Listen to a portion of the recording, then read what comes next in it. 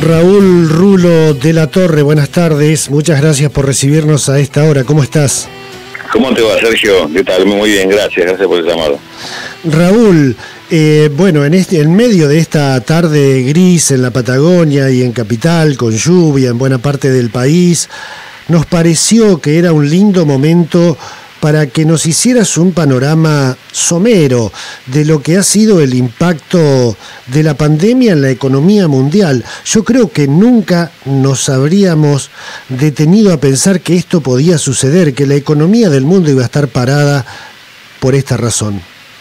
No, seguro, eso coincido totalmente. No, esto era absolutamente para todos, por lo menos todos los que uno lee y escucha, absolutamente impredecible esta situación en las circunstancias en que se está dando, ¿no? Una parálisis así que afecta a todo el mundo, pero además donde la parálisis proviene fundamentalmente de la población que no puede o no debe salir de sus hogares, ¿no? Es una situación muy insólita que está provocando a la vez algunas consecuencias imprevisibles en un sentido y por otro lado yo diría que desnuda algunas crisis que venían latentes o crisis que venían tapadas. Yo creo que el tema del petróleo, por ejemplo, es un buen ejemplo, donde aparecen ahí se cruzan circunstancias de posturas de sectores dominantes que han tratado de monopolizar ese sector y manejarlo políticamente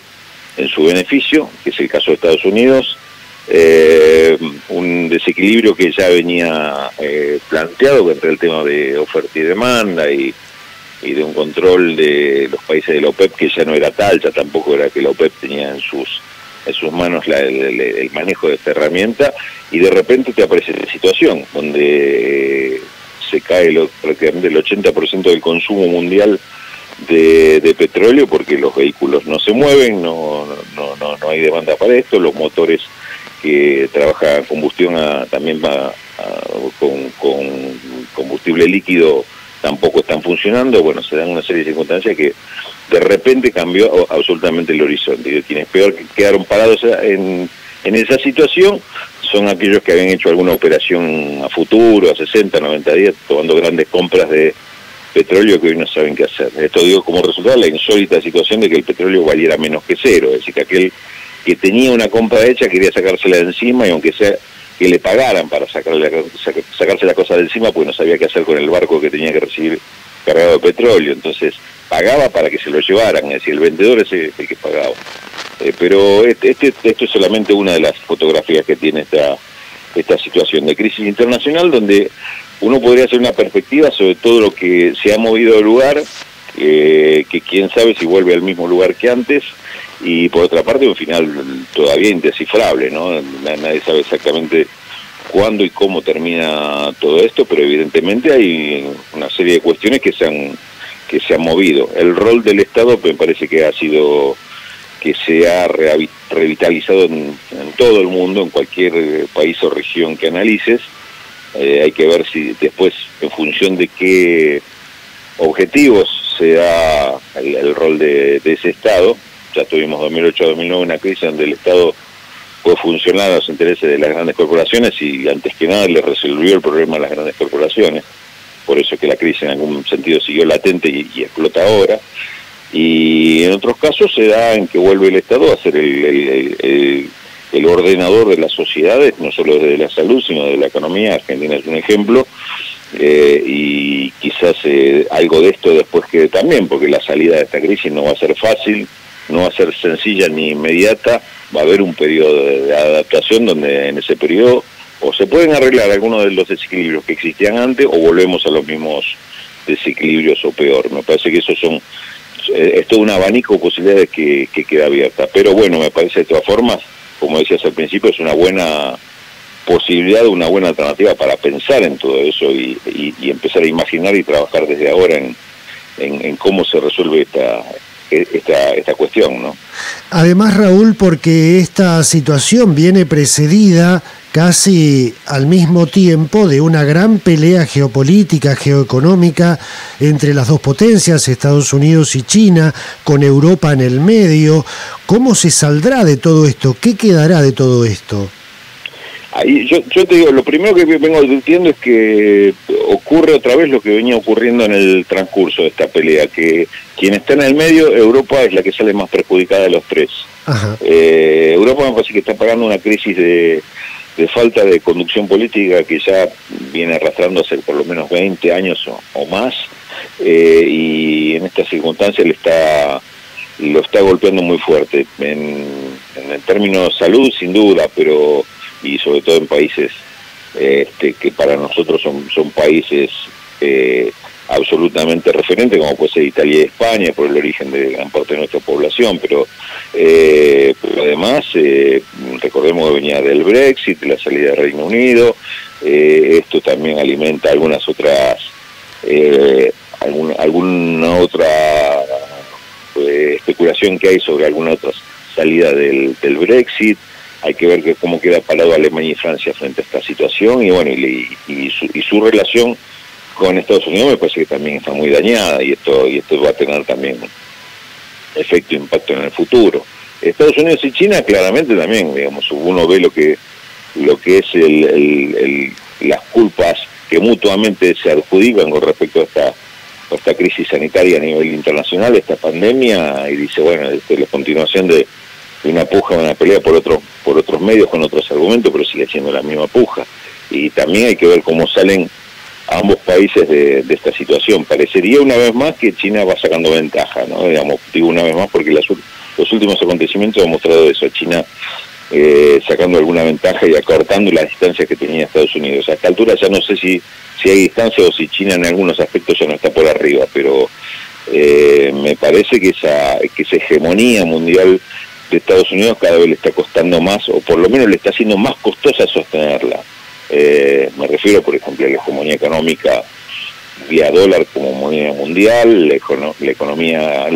hegemonía militar que sigue teniendo, y hay una cuestión que me parece que ya está perdiendo claramente, que es la hegemonía cultural, digamos. O sea, ya no son tan altos los porcentajes de aquellos que quieren parecerse a la sociedad norteamericana, o por lo menos van conociendo mejor qué es la sociedad norteamericana y no esa fantasía que a veces se relataba en Hollywood, ¿no? Me parece que eso también pesa en algún momento dentro del panorama.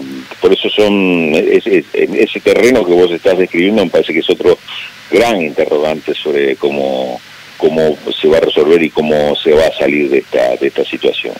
Rulo, en este tembladeral mundial, el gobierno argentino, que recién comienza su gestión, toma decisiones, por un lado sanitarias, pero fundamentalmente quería que nos enfocáramos en las económicas, la oferta de renegociación de la deuda externa.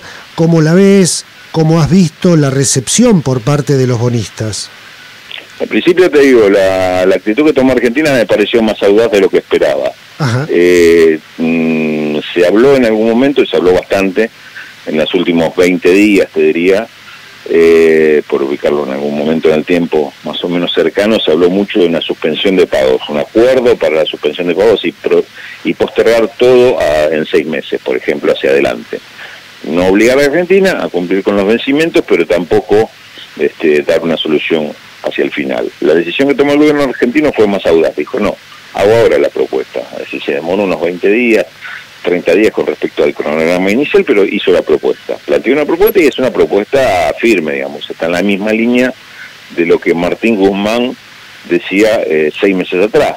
Exacto. Digo 6 meses porque la oportunidad que yo tuve de entrevistarlo cuando todavía no era ni candidato a ministro de Economía, y la postura de él era esta misma que ahora, con respecto a la deuda, la misma que ahora expuso en la propuesta argentina. En ese sentido me parece que es audaz y firme en cuanto a la decisión que toma.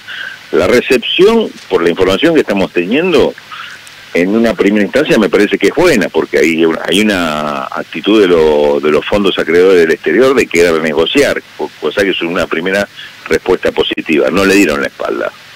Obviamente quieren sacar alguna ventaja más, esto también estaba dentro de las cuentas, y hay quien, inclusive desde Nueva York, analizando un poco los números y viéndolo un poco con la mirada que puede tener un fondo de inversión, te dice, no estamos tan lejos, están pidiendo algo más con respecto a los intereses, sobre todo, que es el tema más discutido, pero yo creo que hay un avance, hasta esta instancia un avance importante, y me parece que es interesante porque Argentina en este punto me parece que a futuro, me parece que resolver el tema de la deuda, o por lo menos resolverlo en estos términos, era y sigue siendo muy importante. Es una forma de decir, bueno, vamos a ordenar la economía, sacándonos un peso grande que tenemos, que es el tema de los compromisos de deuda que eran impagables. No había forma de cumplir con el plan de pago, sobre todo el año que viene, y le está dando una respuesta razonable que en alguna medida, viéndolo desde ahora, ya con los hechos sobre la mesa, la situación de crisis internacional, yo creo que en algún medida la favorece a Argentina. Le está diciendo, dentro de este desorden mundial hay alguien que está tratando de ordenar los números y está haciendo una propuesta razonable y dentro de sus posibilidades, con las restricciones que tienen todos y Argentina también. Entonces me parece que eso resultó una buena señal para el resto del mundo, y para Argentina puede llegar a ser una solución si esto sale en estos términos. Y al menos no recibir un no de entrada, sino negociemos el tema de los intereses, del plazo de gracia, significa que nos podemos entrar a la mesa. Esa es más o menos el panorama que se ve hoy, ¿no? Y lo que se ve, Sergio, es que ya están sentados a la mesa, ¿eh? Esto se está negociando, se está conversando, y en estas, digamos, más allá de que, bueno, cualquier diferencia chica, si dura hasta el final, puede ser que la otra parte se levante y diga, bueno, no, si no me dan esto, me voy, y de acá diga, yo no puedo darte esto que pedís. La diferencia más chica también puede terminar una ruptura. Digamos, lo que estamos diciendo no significa que estás asegurado el acuerdo, pero que las diferencias no están tan grandes y que las negociaciones se están dando fundamentalmente en torno al tema intereses. Sí, y tema intereses, digamos, muy por debajo de lo que Argentina absurdamente se había comprometido a pagar con el cronograma como estaba hasta ahora, antes de la reestructuración. Es decir, estamos más cerca obviamente de la posición argentina actual, la nueva, que la que tenía antes, pero eso, repito, no significa que estemos ya a punto de cerrar un acuerdo o que esto garantice un acuerdo, ¿no? Rulo, realmente muy generoso, como siempre, muy generosa tu actitud de compartir con nosotros este análisis. Decíamos hoy al principio del programa, un periodista de la Resistencia, ¿estás más cómodo ahora en la televisión pública? Sí, no, por supuesto, digamos, en principio déjame agradecerte esa conceptualización. Creo que es uno de los elogios más grandes que te pueden hacer, plantearlo de esa forma. Lo otro es, digamos, pues yo comparto la satisfacción de que podamos charlar, que podamos compartir, y que ustedes me elijan también para charlar estos temas, también es reconfortante. Y sí, el tema de la televisión pública, indudablemente estamos empezando a vivir la posibilidad de recuperar una televisión pública con un sentido más social, más federal. Habíamos empezado un poco a trabajar en eso y a conversar varias cuestiones y varios proyectos que obviamente con toda esta situación medio quedó congelado, ¿no? Pero bueno, confiamos en que en cuanto se puedan retomar las actividades a pleno, esto se va a poder llevar a cabo. Así es una linda posibilidad, y la verdad que toda la gente que ha ido ahí, que está ocupando cargos de alta responsabilidad ahí, es toda gente conocida, gente con la que he hablado, me ha llamado apenas fueron nombrados, con lo cual me siento muy cómodo con todos ellos y compartiendo de algún modo la gestión porque estamos compartiendo proyectos y demás. Así que bueno, esperemos que esto se pueda llevar a cabo y con los mejores resultados. Raúl Rulo de la Torre, muchísimas gracias, un abrazo grande. A ustedes, muchas gracias por la consulta una vez más. Chao. Así estábamos en Buenos Aires hablando con este periodista especializado en economía, haciendo el análisis del impacto de la pandemia en la economía mundial. También él tiene información de primera mano de cómo está llevándose a cabo en estas horas la negociación por el pago de la deuda externa argentina, la oferta del gobierno nacional, la recepción que ha tenido por parte de los acreedores externos. Así que ha sido un verdadero placer contar en Tarde Libre con la compañía, el análisis, la palabra de Raúl Rulo de la Torre.